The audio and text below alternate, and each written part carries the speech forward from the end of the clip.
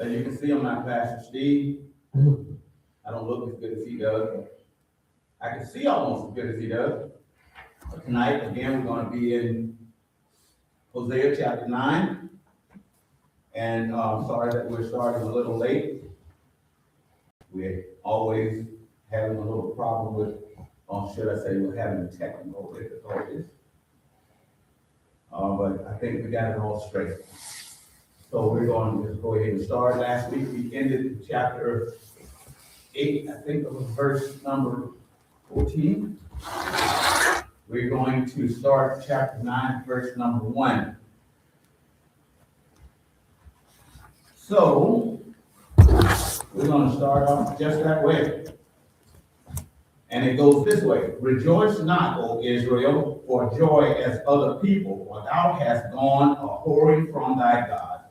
Thou hast loved a reward upon every corn floor. So it seems like, and I'm going to be asking a few questions today. It seems like Hosea is bringing a prophecy here, as it has been throughout this whole book of Hosea. It started out in the beginning. His prophecy was to Israel, and it still is to Israel, and his prophecy was through his marriage.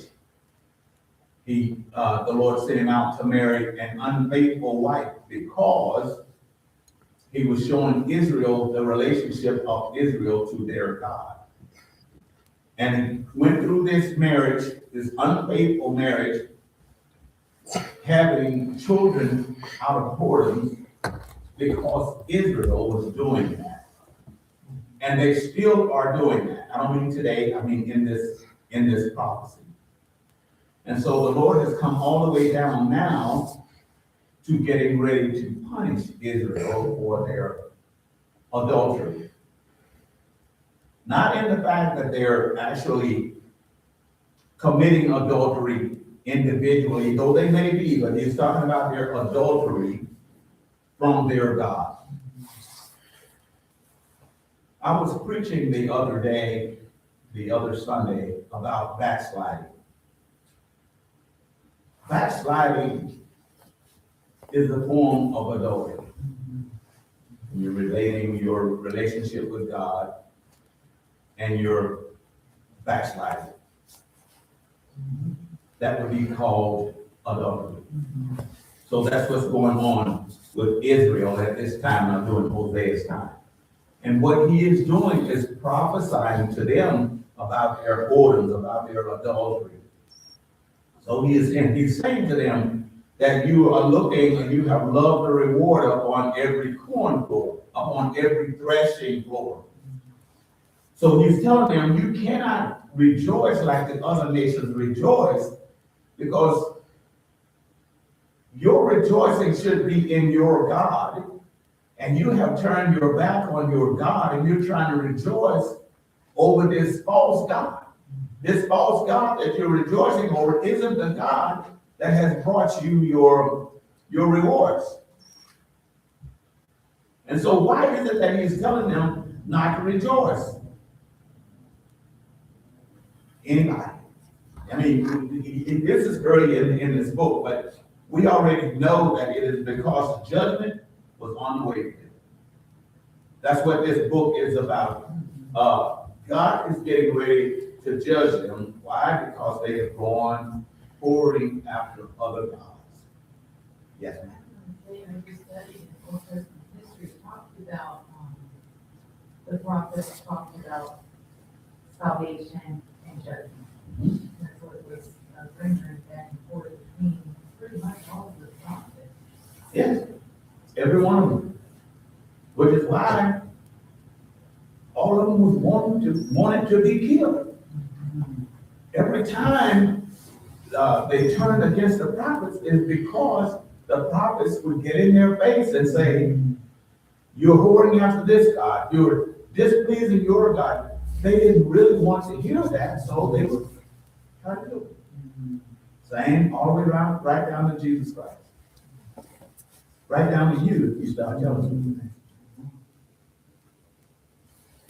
Today, we don't have prophets per se, we have preachers. Preachers don't tell people that anymore, because we're trying to get their money. Preachers are not so much after people's souls anymore, they're after their wallets. So they're telling them stuff to make them feel good, so they can get them to write their checks. I hope I'm saying that wrong. But you don't hear a preacher. You know why? Because they want big cathedrals. They want big buildings. They want big cars. You can't have all that if I don't get people to bring big checks. So we have to say the things that make them feel good. I saw a preacher one time, right here in this little town. He had people walking around holding an umbrella over his head because the sun was out. That's how famous he was. That's good. He's dead now. I don't know why he's dead, but he's dead. Verse number 2. The whore in the winepress shall not feed them, and the new wine shall fail in her. This is what the prophet is saying. The whore in the winepress shall not feed them, and the new wine shall fail in her. Who is he talking about? He's talking about Israel. He's talking about the nation that is whoring after these other gods, the nation that is trying to rejoice like the other nations. He said, all of that stuff that you're partying over, that you're trying to party over, when I'm saying don't rejoice like the other nations, you have nothing to rejoice over. You're out here, he says, you're whoring after these things on the wine press. You're out here partying because you think, we'll get to this later on, but they're out there rejoicing over these gods that are supposed to bring a harvest in, because they think these false gods are going to bring in the harvest, but God is going to show, I'm the one that gives you this harvest. But you're out here rejoicing.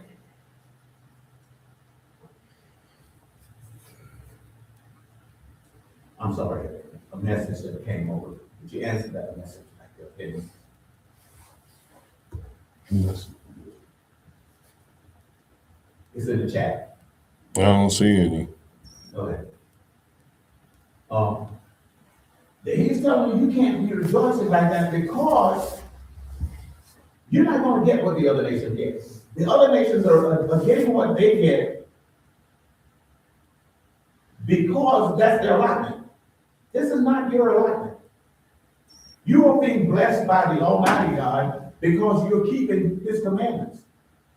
He has a word for you that when you don't keep His commandments. But you haven't seen it happen to you yet, but it's going to come because it's been prophesied to you. But that's going to come later on.